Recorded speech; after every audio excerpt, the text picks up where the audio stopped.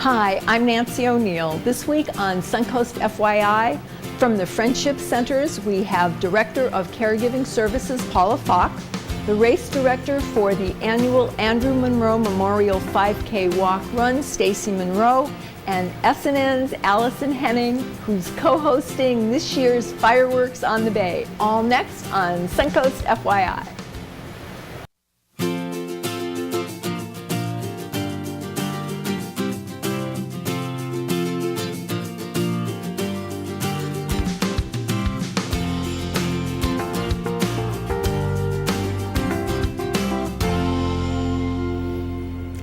Thanks for joining us on Suncoast FYI. Our first guest promotes dignity and the quality of life through the journey of aging.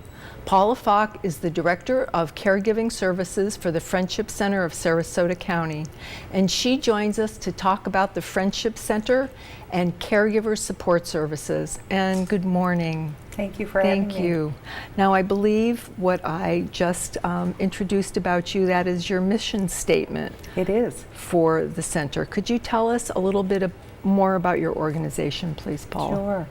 In 1973, Brother Geenan really established the Friendship Center. He had been visiting his mom in this area and got to know people and discovered that when they retired to Sarasota from the north, life was wonderful. And then as they began to age, he noticed their difficulties with the aging process. They felt more isolated and lonely, and he really made that his life mission.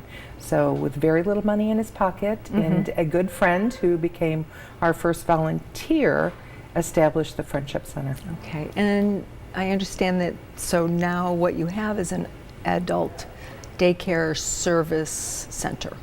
That's one of the programs that is under our umbrella. The Friendship Center, we're actually in 5 counties. So, but in 3, we have 3 centers. 2 are in Sarasota County, one in Sarasota, one in Venice. And the purpose of adult day service is really to provide families who are caregivers an opportunity for group respite. Okay. It's an affordable way for people to remain in their home and for families to continue to work and take care of themselves because they have this form of respite. And for the participant, they're given an opportunity to engage in purposeful programming. They're given an opportunity to have fun and to be safe and enjoy life. Now, you know, I understand that it's difficult to be a caregiver because it's very demanding, and it's something that you know, we need to be more cognizant of. And you know, having older parents, how do you begin to recognize the early signs of dementia or Alzheimer's, and what should you do as the person that you see, you know, experience a loved one going through this? I think when you're noticing changes in some of their behavior, if they're repetitious, if they're missing appointments, oftentimes, especially we're in the holiday season, so adult children living up north come to visit mom and dad. They may sound fine over the phone, and then they arrive and they see that the home is not being cared for, or the dates on food in the refrigerator, or mom or dad are extremely thin. There are all different kinds of signs that individuals are not taking care of themselves. So what I would tell those families is to not ignore it. And there certainly is a tendency to say, oh, this is part of normal aging, they're really fine, we'll get everything straightened out, and that's not always the case. Okay. So the first step really would be to call the physician and have a good exam and to report concerns to the doctor that they're having. That in fact can be tricky, but you know, documenting, calling the physician's office, letting them know what your concerns are, make that appointment, and find out what the source of their memory issues are. Okay. So that would be the thing for anyone who's concerned about an elder friend or parent, to just not say, oh, I think you should go see a doctor, but just say, I think it's time we get a checkup and see kind of what we can do to get him back on track. Yes. And so once you do that, they come to see you, and then they can become involved in different programs that you have. They can. I think the next step, really, when you're talking about steps, if you is looking at preparing to care. And there are a lot of aspects of that. As you mentioned before, taking care of yourself as a caregiver. It can be a spouse, so we've as well. How do you manage all of that? Right. And you have workshops we have for that as well. We do. We have educational programs. We do support groups. And we also have a therapy group for individuals that may have everything in place, but emotionally they're just very stuck with where they're at. So it's an opportunity for the caregiver to deal with the losses and changes that they're experiencing as well, whether it be a parent or a spouse. These are life-changing events. For everyone. Exactly. Yeah. Now, are there other organizations in town that you work with, or other senior centers?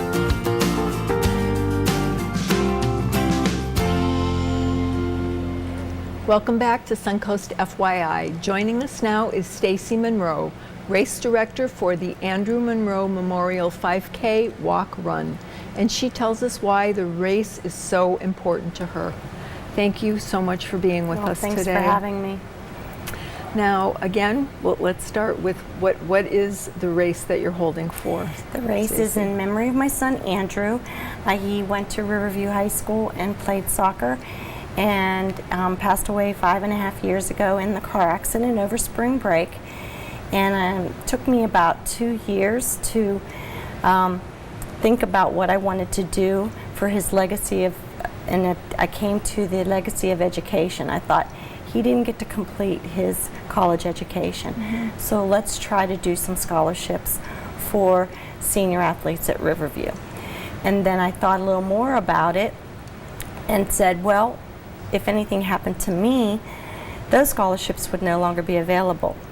So I also said, well, why don't I try to check into the community foundation, the Sarasota Community Foundation, and see about a fund there. So what I'm currently doing is providing scholarships at Riverview, as well as building a fund that will be self-sustainable at a certain dollar amount. So in case anything happens to me, that scholarship will go on while I'm dead and buried, and the other ones would go away, obviously. So I want his legacy to go on forever. I'm so very sorry for your loss. I can't imagine as a mother myself, and I'm just so in a sorry. really good place. Doing the race actually is what got me over the hump of the whole thing. It took me about 2 years, and then I kicked into a solid planning for a race, and now this is the 4th race. Something positive to focus on. Exactly, and it keeps me very busy. So having these races, you said that the money goes to benefit students that are in just sports, or is it also academics? No, actually at Riverview, well, it's twofold. Okay. At Riverview, it's senior athlete soccer players. They have an essay. I have a committee of 5 people, and they write an essay resembling Andrew's, how he was, his characteristics. And they need to say how they represent some of those characteristics and how they play and how they are in life. And the 5 committee members, I have one in Ireland. I have they're in all different places. I just email the essays to them. They read them, they number them, and how they want them to place. And then I give scholarships. Roughly, Riverview gets roughly about $3,500 to $4,000 in scholarships, and the rest goes towards building that fund. Last year, I have to say that it was a unique year.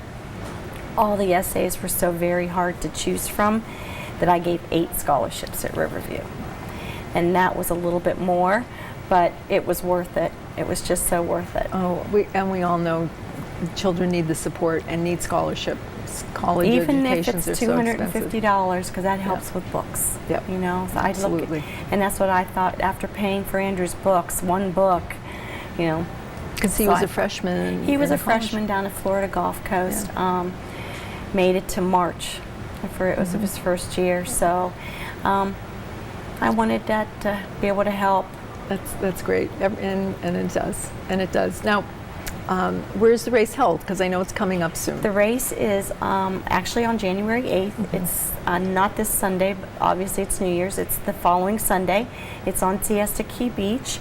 I have a color guard that sets off the race at 8 o'clock sharp. Registrations all stop because we do have same-day registrations from 6:30 to 8 o'clock. And then color guard starts because Andrew was a cadet in ROTC as well. So they do the color guard. 8:15 is the 5K race, and at 8:20 is the 1 mile fun run. After they are done, 9:15 are the awards, and then there's an after, not party, but just an after race get together with food on the table. Okay. Oh, and I'm guessing it's a celebration of Andrew's life. Yes, yes. A lot of people that are there knew Andrew, but then there's a lot of people that did not and just learn about him through me. And that's the best thing about it, is that I can talk about him, and I talk about him every day because there's always someone that asks me about the race that wants to know about him. So it helps me.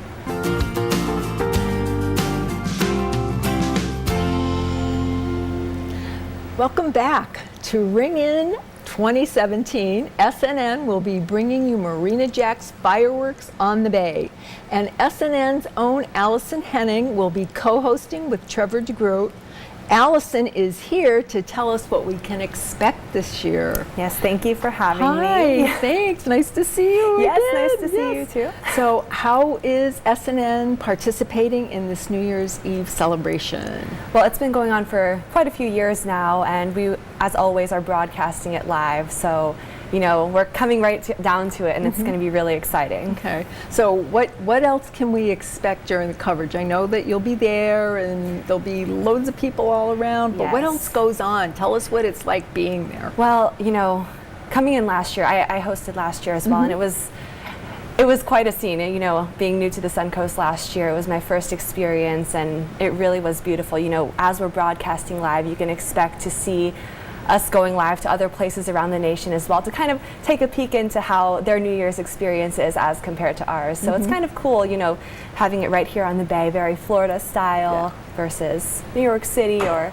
other places around the country and the world. So we don't know exactly what to expect because you'll be cutting in. So is that a surprise to you too? It's going to be a surprise. We're going to have to wait and see. I'm pretty sure we're going to be popping into Manhattan and looking, you know, of course at the ball. And, you know, as always, we have the pineapple here in downtown Sarasota. I like it. So there's a lot of surprises that may take place. Yeah, and I think it's appropriate coming into the new year, kind of going in with some surprises, and we'll be speaking with some different people who are there. And of course, viewers who are out there can always pop by. We'll be right outside of Marina Jack, so we're right there. So you'll be doing some maybe little live interviews, see what kind of costumes people are wearing for the New Year's? Yes, you definitely can feel the excitement in the air out there. I mean, last year, people were coming by. It was very loud, exciting environment because I think everyone's just kind of waiting for the countdown and waiting for the fireworks to come up.